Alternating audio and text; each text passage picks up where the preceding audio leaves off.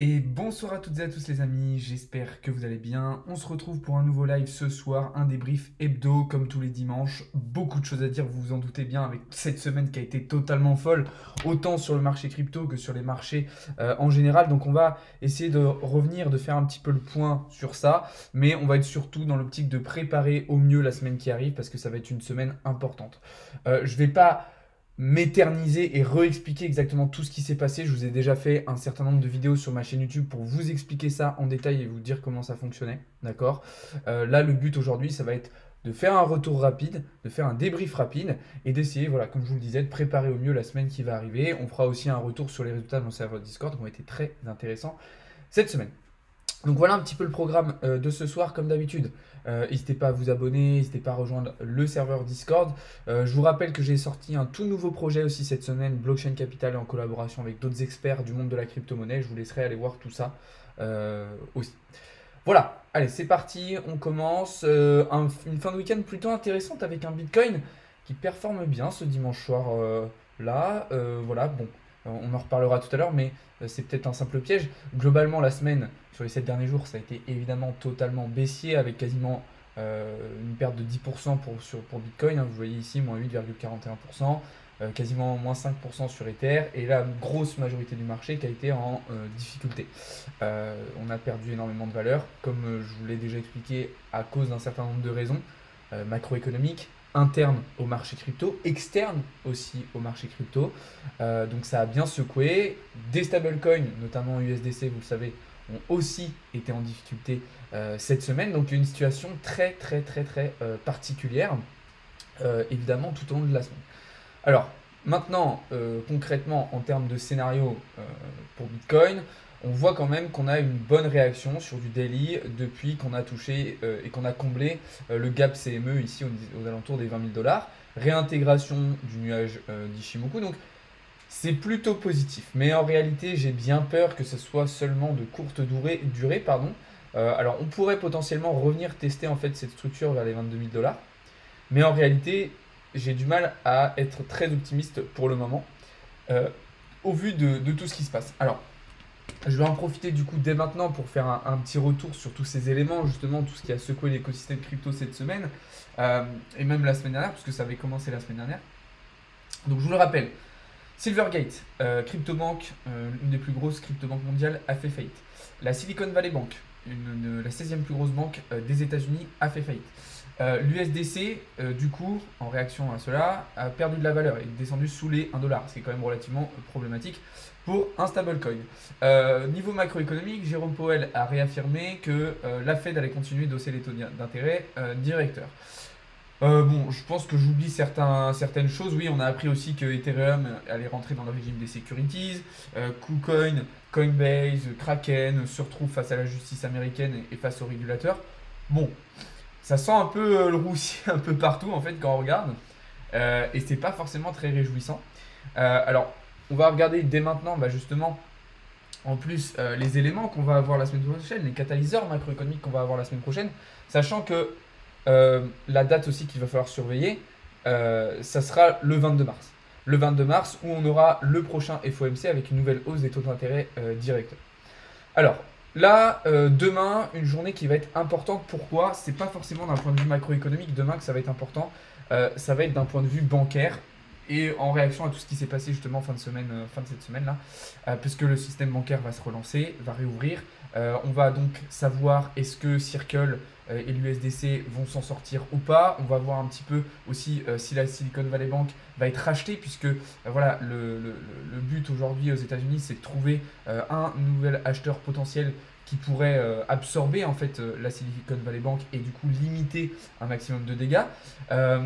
Donc ça sera important à suivre. Demain en plus, il y a une réunion en urgence de la Fed qui va avoir lieu, d'accord? Alors c'est quelque chose qui arrive de temps en temps, d'accord, entre des FOMC, etc. La Fed, ça lui arrive ça leur arrive de faire des réunions un petit peu hors programme, j'ai envie de dire. Mais là, demain, évidemment, ça va être aussi pour discuter, bah, salut Nico, pour discuter de ce qui s'est passé justement vis-à-vis de la Silicon Valley Bank et puis et de tout l'écosystème bancaire qui est en difficulté, puisque comme je vous le montrais justement hier, Silicon Valley Bank n'est pas la seule à être en difficulté. Vous le voyez ici, on a un certain nombre quand même de banques aujourd'hui aux États-Unis qui ont perdu pas mal de valeur. Donc il y a une contagion dans le système bancaire américain et plus globalement international qui est compliqué. Bon, encore une fois, je ne vais pas m'éterniser. Allez voir la vidéo d'hier, je vous parle aussi de tout ce qui est dette, les taux d'intérêt directeurs, enfin tous les éléments qui sont plutôt pessimistes, j'ai envie de dire, et qui me font dire que ça risque d'être compliqué. Donc voilà, on va continuer du coup. Donc comme je vous le disais, demain, donc ça va être surtout la réunion de la Fed en urgence qui va être intéressante à surveiller. Sinon, pas forcément trop de grosses news hyper importantes. Par contre, mardi va être une journée dès ce début de semaine ultra importante. Alors, sur le matin, on aura déjà des résultats intéressants avec le taux de chômage au Royaume-Uni, l'inflation en Espagne. Mais là où ça va être hyper important, ça va être à 13h30. On aura les résultats de l'inflation aux États-Unis, IPC Core, comme vous le voyez. Alors évidemment, c'est le chiffre décisif et ultra important à surveiller, puisque vous le savez, c'est la priorité de la Fed aujourd'hui, c'est de calmer, endiguer, contrôler cette inflation galopante en remontant du coup les taux d'intérêt directeurs. Donc c'est évidemment des résultats qui vont être décisifs et qui vont avoir un certain nombre qui vont créer un certain nombre de répercussions sur les marchés financiers. Donc voilà. Mercredi sera une journée aussi très intéressante puisqu'on aura les résultats d'inflation pour nous en France. Donc pour tous ceux qui vont trader le Forex sur les devises européennes, ça devrait être intéressant. Et l'après-midi, du côté des résultats américains, là on n'aura pas forcément de résultats décisifs. Alors toujours très important de surveiller tout ça évidemment. Mais voilà, c'est pas aussi important que de l'inflation. Pour ceux qui tradent le Forex, encore une fois, on aura le PIB néo-zélandais en fin de journée qui pourrait être intéressant, bien que ça soit plutôt sur la session du lendemain matin qu'il faudra trader ça. Jeudi, comme vous le savez, c'est toujours une journée importante le jeudi, puisque à chaque fois l'après-midi, on a les inscriptions hebdomadaires au chômage aux États-Unis. Là, on aura des résultats d'inflation en Italie, des résultats européens plutôt intéressants à surveiller. Mais encore une fois, comme je vous le disais, c'est les inscriptions hebdomadaires au chômage à 13h30 au lieu de 14h30 cette semaine qui seront importantes à surveiller. On aura aussi des résultats européens avec les déclarations de politique monétaire de la BCE, donc Banque Centrale Européenne, et pour finir, un discours de sa présidente Christine Lagarde. On terminera vendredi avec, justement, en parlant de l'Union Européenne, les résultats d'inflation en Europe, qui seront là aussi des résultats très importants et très intéressants à surveiller. Et l'après-midi, du côté des résultats américains, comme d'habitude, les positions nettes spéculatives sur les indices boursiers et les matières premières. Donc une semaine plutôt bien remplie, une semaine qui va partir un petit peu sur les chapeaux de roue. Hein. Pourquoi? Parce que voilà, dès demain, on va avoir la réunion d'urgence de la Fed, et dès mardi, on aura les résultats d'inflation aux États-Unis, donc des résultats qui vont être forcément décisifs. Je bois un petit coup d'eau et puis on va continuer ça. Ça donne soif de parler. C'est avec toi que je suis en train de discuter. Ah non, c'est un fake. C'est un fake, les gars. Alors, j'en profite, voilà, vu qu'il y a une question dans le chat.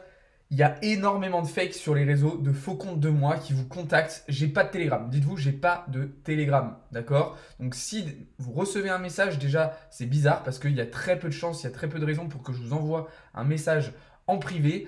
Et j'ai encore moins de Telegram. Donc, non, si vous êtes contacté par un compte qui ressemble au mien et qui est tout comme le mien, et ben en réalité, non, ce n'est pas bon. Donc voilà un petit peu le programme de la semaine prochaine pour revenir à nos moutons. Donc évidemment, le DXY sera très intéressant à surveiller.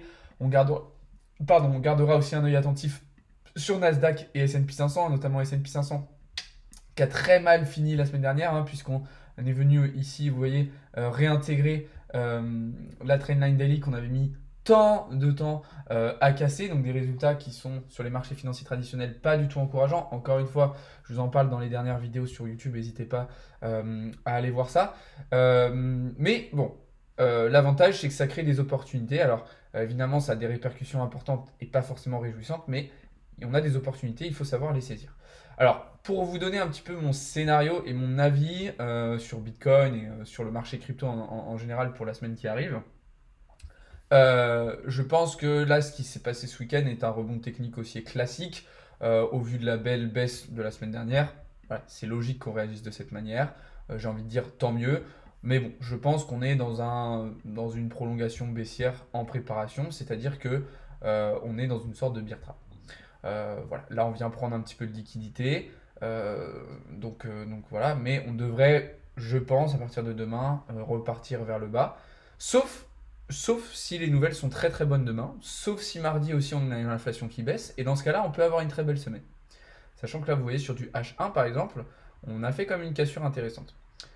D'ailleurs, je vous le partage en direct, mais vous voyez en H1, peut-être qu'on aurait la possibilité de venir chercher une petite position comme ça. Je vous la donne cadeau en direct comme ça sur BTC, en H1. Si on valide un pullback sur le nuage et qu'on arrive à bien réagir, je pense qu'il y aura un beau petit trade sympa à venir chercher. Alors là, vous pouvez jouer avec un SL sous l'order block qui est ici, d'accord, ce qui correspond à la structure.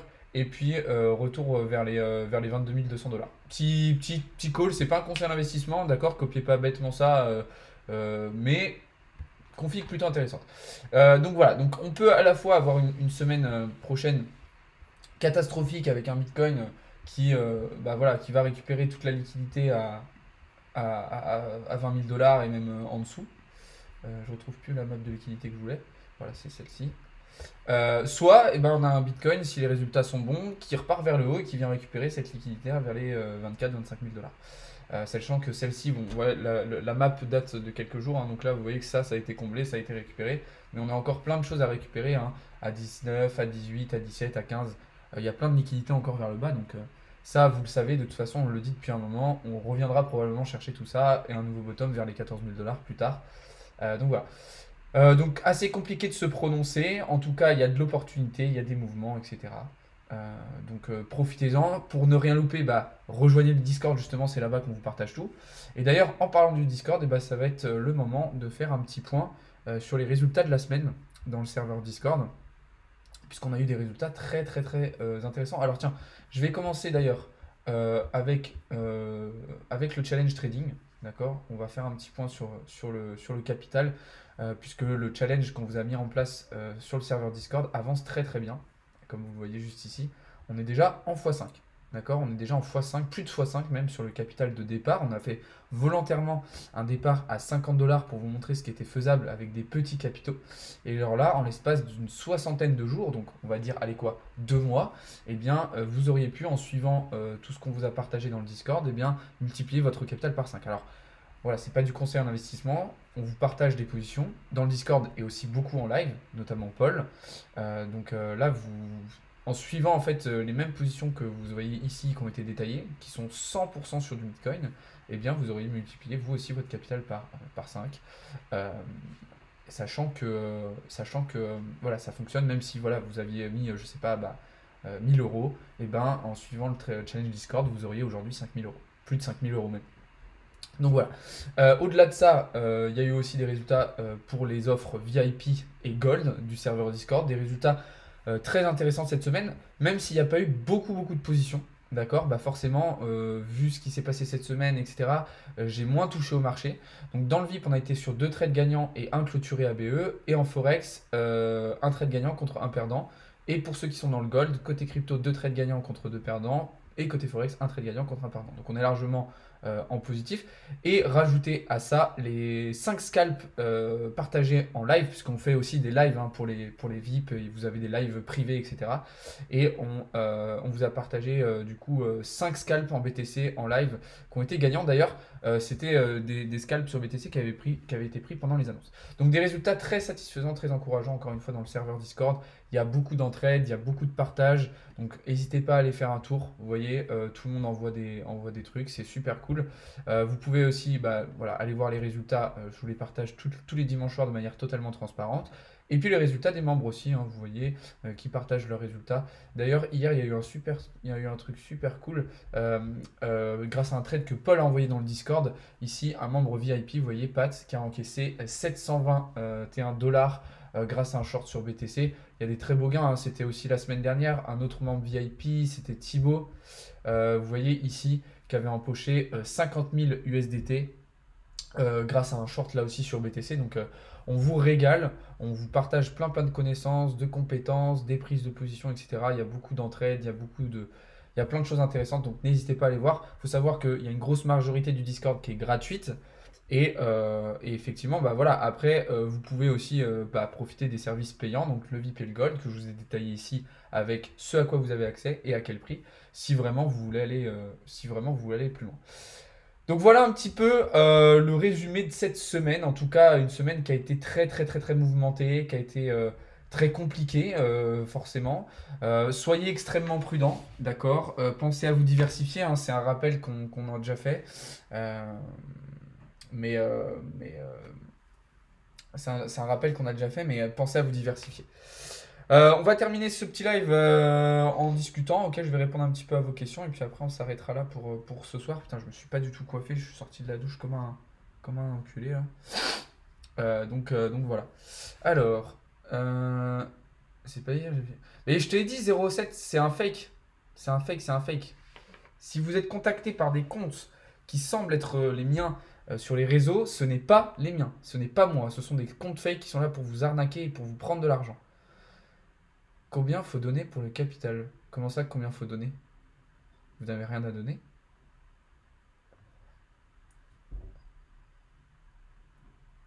Alors, comme tu vois, Hugo, il y a des parties et il y a des moments où je parle seul, j'explique des choses, et il y a des moments où je réponds à vos questions. Sinon, trop bien ce que tu expliques. Merci, Rafou. T'as de la data sur 6 mois. Ouais, même plus que 6 mois. Hein. Plus que 6 mois, Adrien, pour mes résultats. Est-ce que ICT marche sur le Bitcoin? Oui, bien sûr. D'ailleurs, on vous propose, au-delà des services que je vous ai montrés juste avant dans le Discord, on vous propose aussi du coaching, de l'accompagnement personnalisé.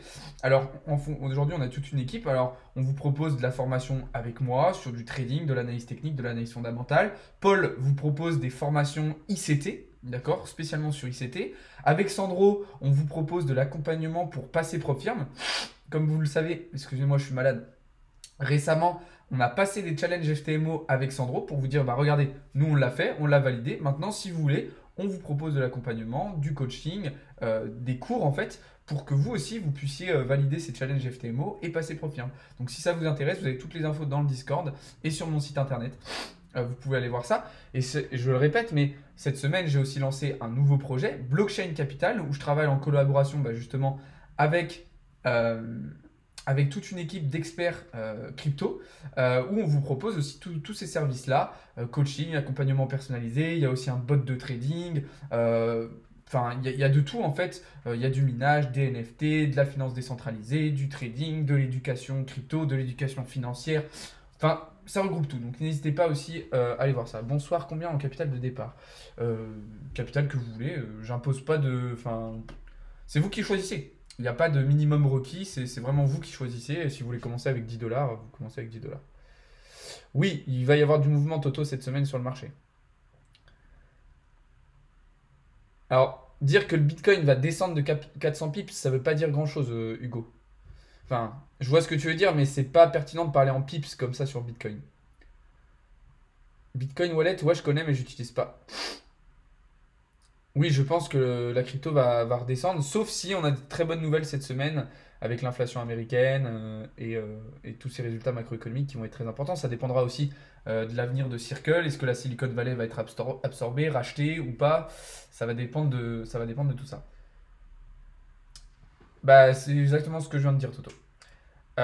eToro, c'est pas ouf, hein, il y a trop de frais, c'est pas le plus intéressant. Blockchain Capital va être l'endroit où les gens vont pouvoir apprendre les bases gratuitement.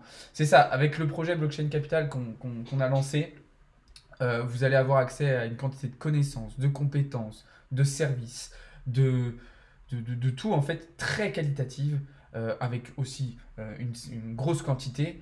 euh, et avec des experts, puisque justement le truc c'est qu'aujourd'hui avec Blockchain Capital, on est une équipe avec chacun des compétences différentes, des connaissances différentes et des domaines d'expertise différents. Et comme ça, on va pouvoir répondre au mieux à toutes vos demandes et vous accompagner le mieux possible. Surtout qu'il y aura une grosse majorité de tout ça qui sera gratuit, d'accord. Et en plus de ça, même les services qui seront payants seront à des prix pardon, très abordables.